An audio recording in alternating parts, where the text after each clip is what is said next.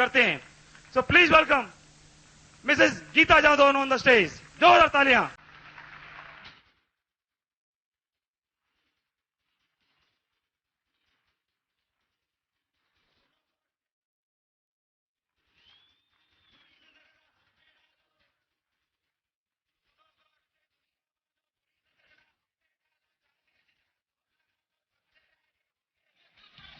आप सभी को मेरा नमस्कार। मैं गीता जादौन इस सक्सेस सपोर्ट सिस्टम में आगरा में आए हुए सभी भारत के कोने कोने से डायमंड्स भाई बहनों का हार्दिक हार्दिक स्वागत करती हूं। Thank you. साथियों, आज मुझे इतनी बड़ी स्टेज से बोलने का मौका मिला है। मैं इस काबिल अपने आप को नहीं समझती। यह मौका मुझे सक्सेस सपोर्ट सिस्टम और जो आगे फ्रंट लाइन में सीनियर्स बैठे हुए हैं उनकी वजह से मिला है। तो मैं चाहती हूँ उन सभी सीनियर्स के लिए एक बहुत जोरदार तालियां। Thank you.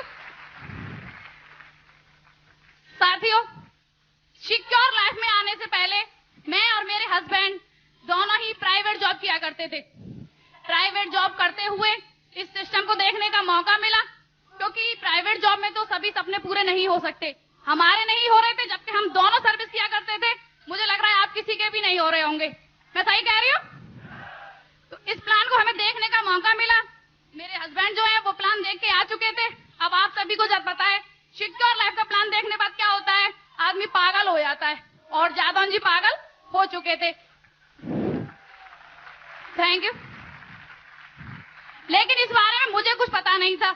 एक संडे का दिन हमें मिलता था जिसमें हम अपने बच्चों को लेके घूमने जाया करते थे और अपना घूम के आया करते थे। लेकिन सिक्योर लाइफ में आने के बाद एक संडे ही हम काम करते हैं।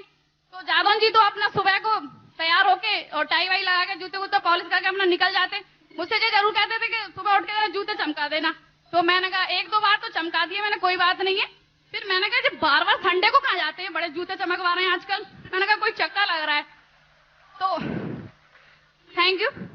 उसके बाद में डीटीडीसी कोरियर, जहाँ पे मेरे हस्बैंड जॉब किया करते थे, वहां से इनके बॉस मिस्टर अग्निहोत्री जी का फोन आया कि मैडम क्या बात है, आजकल जादौन जी की कमान लग रहा है आपने ढीली कर दी है, जादौन जी का मन सर्विस में लग नहीं रहा है। मैं फोन करता हूँ फ्राइडे को स्विच ऑफ और मंगलवार को फोन करता हूँ तो स्विच ऑफ। क्या बात है, मैं भेज रहा हूँ पंजाब नेशनल बैंक और पता नहीं जाने कहाँ चले जाते हैं, मोबाइल मिलता नहीं है। लग रहा है किसी लड़की वड़की के चक्कर में पड़ गए वो। Thank you. अब लड़की का नाम सुन के तो सभी बहनें जानती होंगी क्या होता होगा। उस दिन खाना वाना सब हड़ताल।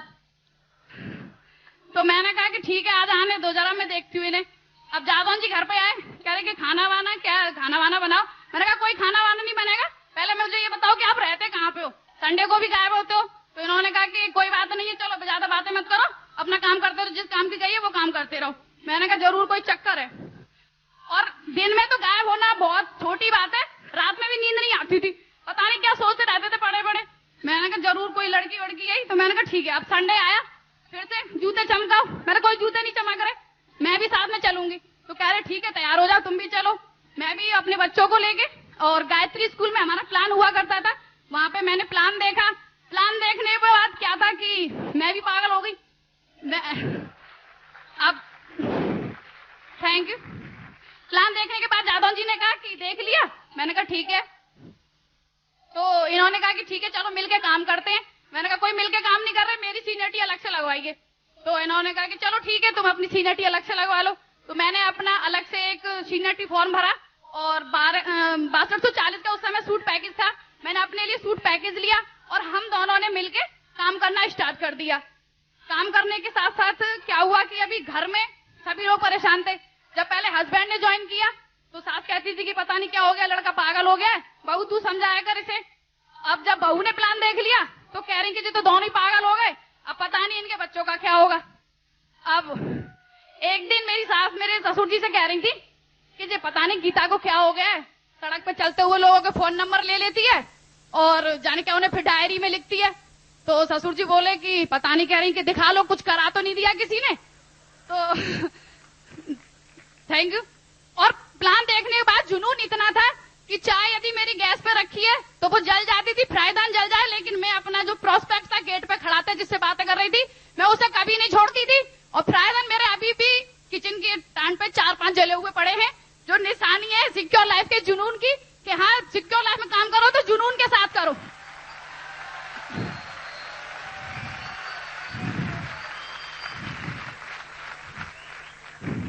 हमने इसमें काम करना स्टार्ट किया तो हमारे अचीवमेंट भी आए।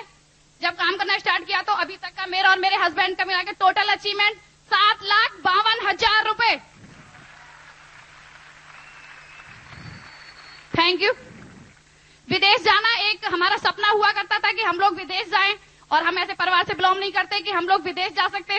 तो मेरे हस्बैंड का एक सपना था विदेश जाने का, तो सिस्टम में हमने सपना देखा और सिस्टम ने साकार कराया। मेरे हस्बैंड एक बार नहीं 2 बार विदेश यात्रा करके आ चुके हैं। Thank you. उसके बाद मैंने कहा कि आप तो 2 बार थाईलैंड घुमा है। मैंने कहा बड़ी मस्ती करी, मैंने सीडी वीडी भी देखी है। मैंने कहा हमारे लिए तो सिक्योर लाइफ में कुछ है भी नहीं। तो इन्होंने कहा कि ठीक है, सिक्योर लाइफ में एक बात है कि आप सपना देखो, पूरा जरूर होता है। मैंने सपना देखा कि मैं अपने फैमिली के साथ घूमने जाऊं, तभी एक टारगेट आया था गोवा का। वो टारगेट हमने फाइट किया और मैं अपने बच्चों के साथ फ्री ऑफ कॉस्ट गोवा घूम कर आई। Thank you. गोवा में मुझे सबसे अच्छी बात लगी कि जब हम गोवा पहुंचे तो वहां हमारे राजीव चतुर्वेदी जी सर हमसे पहले पहुंच गए थे, और उन्होंने अपनी पूरी टीम का ऐसे ख्याल रखा जैसे माँ एक अपने बच्चे का ख्याल रखती है।